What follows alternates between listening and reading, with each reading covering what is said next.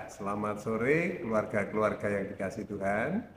Sore hari ini kita mau bersama-sama mengadakan persekutuan doa keluarga dengan tema yang sudah disediakan, yaitu di saatku tak berdaya, yang diambil dari 2 Korintus 12 ayat yang ke-9. Ini di tengah-tengah rintik hujan, kita sama-sama berkumpul. Mari kita bersama menghangatkan diri dengan nyanyian pujian dari Kidung Jemaat 450. Kita nyanyikan bersama Hidup Kita Yang Benar.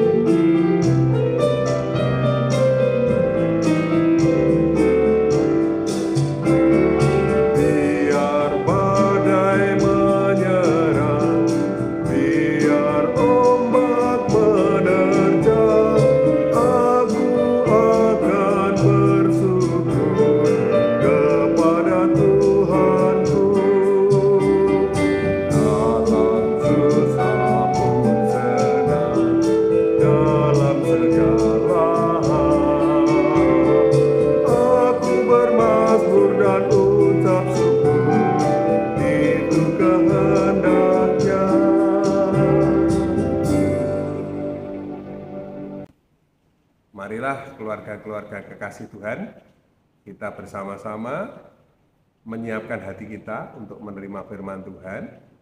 Kita bersama-sama berdoa. Mari kita berdoa. Puji sembah syukur kami naikkan kehadirat-Mu ya Tuhan, Allah yang kami kenal di dalam pribadi Tuhan Yesus, Allah yang sungguh penuh berkat dan pertolongan bagi kehidupan keluarga kami. Pada sore hari ini ya Tuhan, kami bersama-sama bersehati untuk mendengarkan firman-Mu. Biarlah kiranya kami boleh bersama-sama belajar melalui kehidupan Rasul Paulus. Kami bersama-sama ingin meladani kehidupannya, sehingga kehidupan kami masing-masing dan keluarga kami juga boleh merasakan betapa kuasa Tuhan di dalam hidup kami, dalam keluarga kami nyata. Terima kasih ya Tuhan, mohon pimpinan Roh Kudus-Mu supaya kami semua boleh memahami firman-Mu. Dalam nama Tuhan Yesus kami berdoa dan mengucap syukur. Amin. Baiklah, kita akan bersama-sama membaca firman Tuhan dari 2 Korintus 12 ayat yang ke-9 dan dilanjutkan nanti dengan ayat yang ke-10. Tetapi jawab Tuhan kepadaku, ini kata Tuhan, cukuplah kasih karuniaku bagimu, sebab justru dalam kelemahan mulah kuasaku menjadi sempurna. Sebab itu, terlebih suka aku bermegah atas kelemahanku, kata Paulus, supaya kuasa Kristus turun menaungi aku.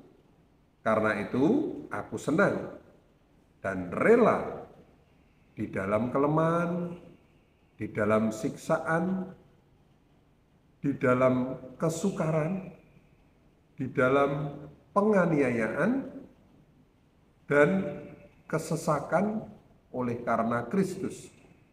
Sebab jika aku lemah, maka aku kuat. Luar biasa firman Tuhan ini, Bapak Ibu.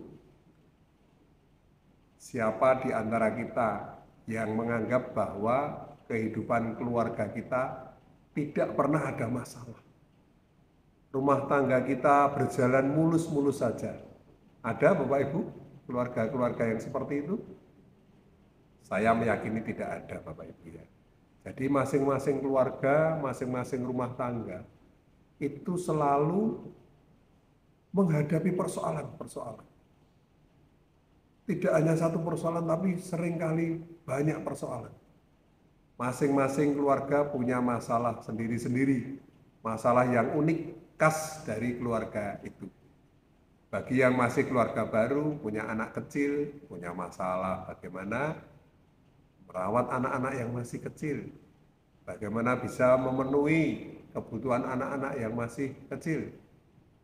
Dan bagi anak-anak kecil juga yang terbiasa mungkin apa-apa, minta apa-apa dipenuhi, suatu ketika kalau dia tidak dipenuhi keinginannya, juga dia ada masalah, ada kekecewaan hatinya.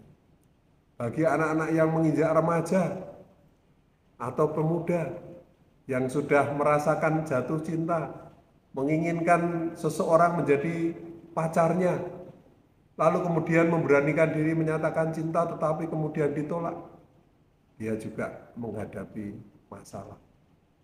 Kemudian bagi mereka yang sudah selesai kuliahnya, lalu kemudian mencari pekerjaan, melamar pekerjaan ke sana kemari, selalu berharap dia bisa diterima di satu tempat pekerjaan yang diinginkannya. Tapi kenyataannya beberapa tempat yang dia lamar ternyata tidak menerimanya. Dia tentu juga akan mengalami kekecewaan dan menghadapi persoalan. Juga bagi mereka yang sudah lanjut usia, yang menghadapi masalah kelemahan fisik yang makin lama makin menurun kesehatannya, atau bahkan mereka yang masih muda tetapi kemudian dihinggapi suatu penyakit tertentu, sehingga dia harus setiap hari makan obat, minum obat, itu juga persoalan tersendiri yang harus dihadapi oleh keluarga-keluarga kita. Jadi kehidupan keluarga kita, keluarga Kristen sekalipun, tidak ada yang tanpa masalah.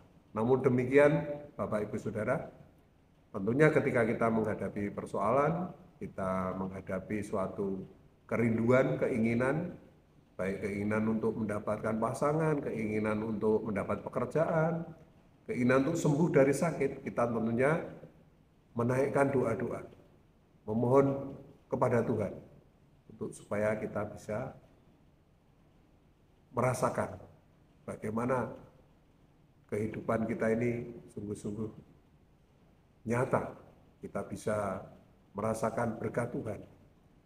Kalau doa kita terkabul, it's okay, nggak ada permasalahan. Tapi bagaimana kalau doa kita ternyata tidak dikabulkan atau belum dikabulkan? Itu juga persoalan tersendiri yang harus kita hadapi. Nah, Bapak Ibu Saudara, dalam ayat yang kita baca tadi, 2 Korintus 12 ayat 9 sampai dengan yang 10 yang kita baca tadi, kita bisa mengerti bagaimana kehidupan Rasul Paulus itu, dia memiliki cara pandang yang unik tentang menghadapi kelemahan dalam dirinya. Jadi Rasul Paulus ini punya suatu penyakit tertentu yang kita tidak tahu persisnya sakitnya apa, tetapi dia menyebut itu duri dalam daging. Bukan hanya penyakit, tetapi juga kehidupan kerasulannya. Dia juga banyak penentangan dari rasul-rasul di sekitarnya. Kehidupan Rasul Paulus ini bahkan dimusuhi oleh rasul-rasul yang lain. Jadi pada saat itu ada 2 kelompok besar rasul-rasul. Jadi ada rasul-rasul yang disebut kelas atau kelompok yang utama dan rasul-rasul yang sekunder atau kelas 2 gitu. Nah, Rasul Paulus ini digolongkan sebagai rasul yang sekunder atau kelas 2 gitu ya. Dan kemudian lebih ironisnya lagi bahwa Rasul Paulus ini sempat dituduh dia sebagai penyeleweng Injil. Nah, Bapak Ibu Saudara, yang dikasih Tuhan, bagaimana Rasul Paulus ini merasakan tekanan yang begitu besar. Bahkan jabatan kerasulannya diragukan oleh sekelompok orang tertentu. Yang seharusnya diharapkan mendukung pelayanannya, tapi malah justru meragukan kerasulannya. Nah, kondisi ini tentu secara manusiawi membuat Paulus berada dalam ketidakberdayaan atau dalam pergumulan yang berat.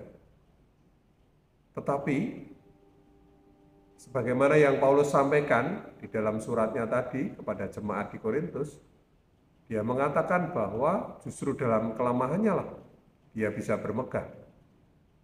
Secara manusiawi Paulus rindu untuk bisa berdaya, untuk dia bisa mampu menyelesaikan segala hal.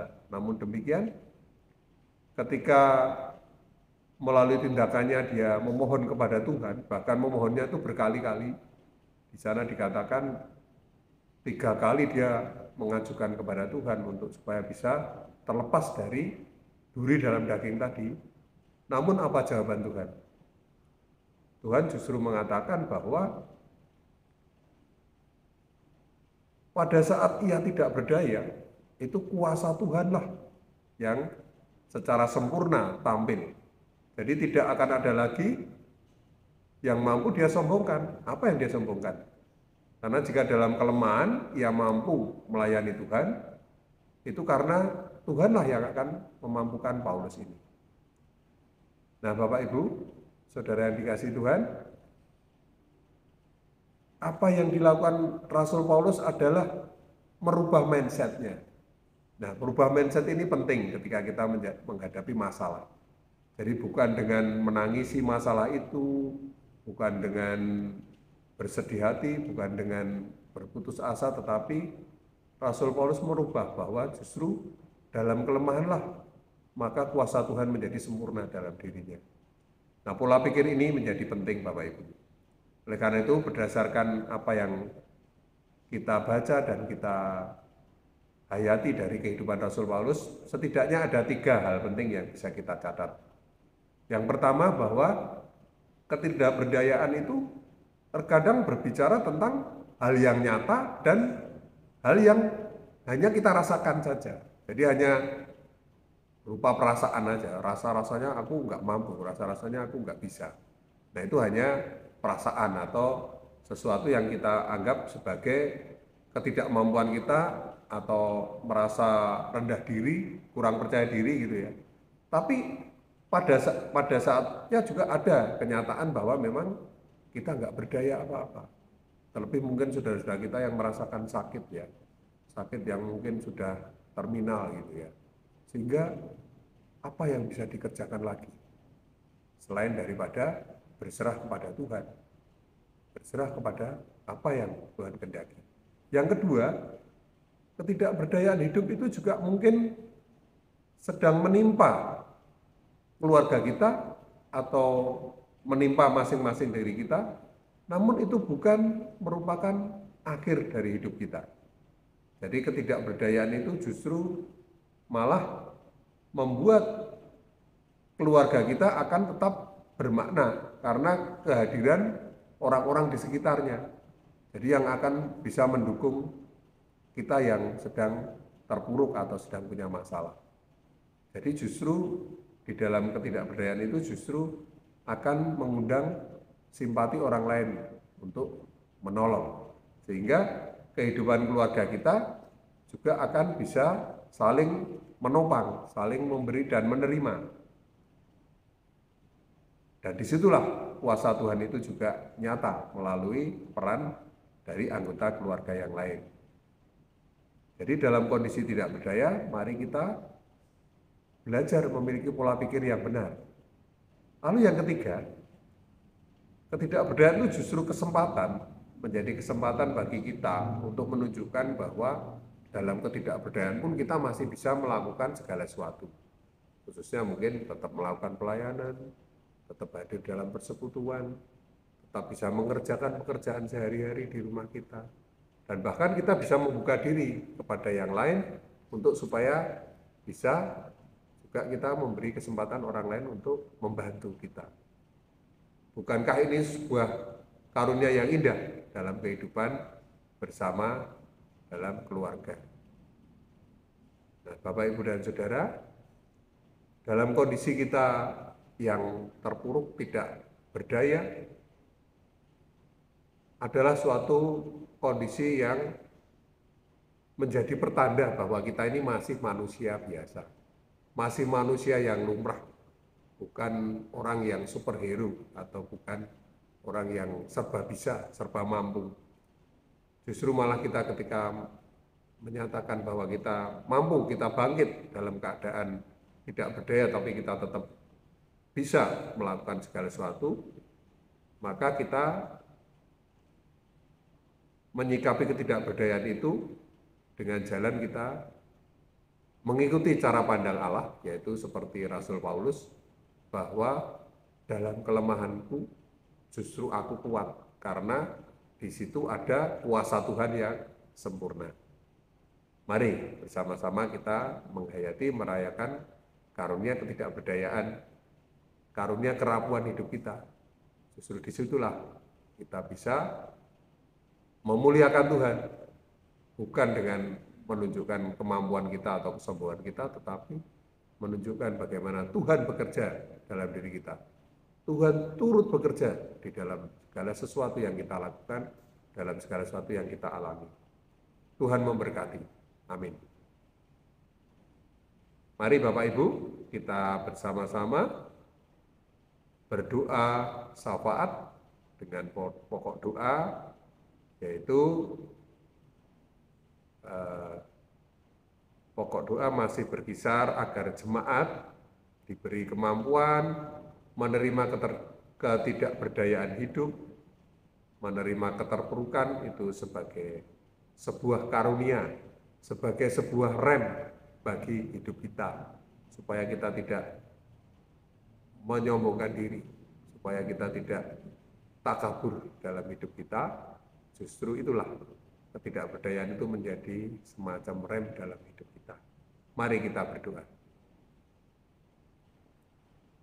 Puji sembah syukur kami naikkan kehadirat-Mu Tuhan, di mana kami boleh belajar dari kehidupan Rasul Tuhan yang luar biasa, Rasul Tuhan yang Kau pilih, yaitu Rasul Paulus, bahwa dalam keadaan dia sakit, dalam keadaan dia dimusuhi, dalam keadaan dia tidak ada teman, namun dia bisa meyakini, bisa mengubah pola pikirnya bahwa dalam keadaan seperti itu pun, maka kuasa Tuhan nyata dalam kehidupannya. Terima kasih Bapak, biarlah kiranya kami boleh meneladani kehidupan Rasul Paulus ini untuk kehidupan kami dalam kami berkeluarga dan kehidupan kami di dalam melayani jemaat Tuhan di GKI Wongsodirjan. Terima kasih Bapak untuk berkat-Mu ini. Dalam nama Tuhan Yesus kami berdoa dan mengucap syukur. Amin. Mari Bapak Ibu, kita akhiri persekutuan doa kita pada sore malam hari ini dengan bersama-sama menyanyikan lagu yang cukup kita kenal ya Bapak Ibu, yaitu nyanyian Mujizat Itu Nyata.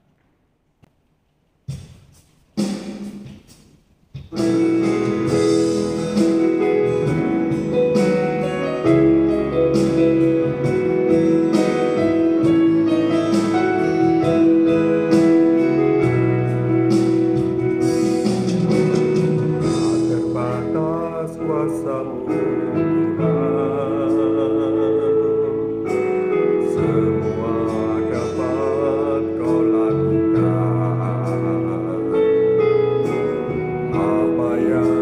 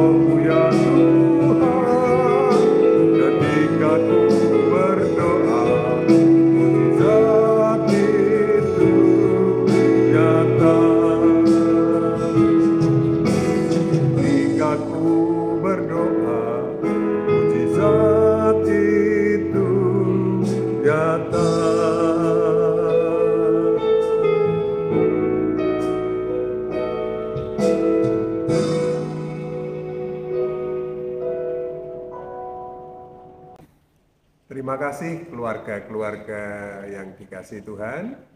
Kita bersama sudah melakukan persekutuan doa malam hari ini. Dan marilah kita tetap yakin dan percaya bahwa dengan ketidakberdayaan sebagai manusia, kita tetap dimampukan oleh Tuhan untuk menyelesaikan segala persoalan dalam kehidupan kita. Tuhan Yesus memberkati kita.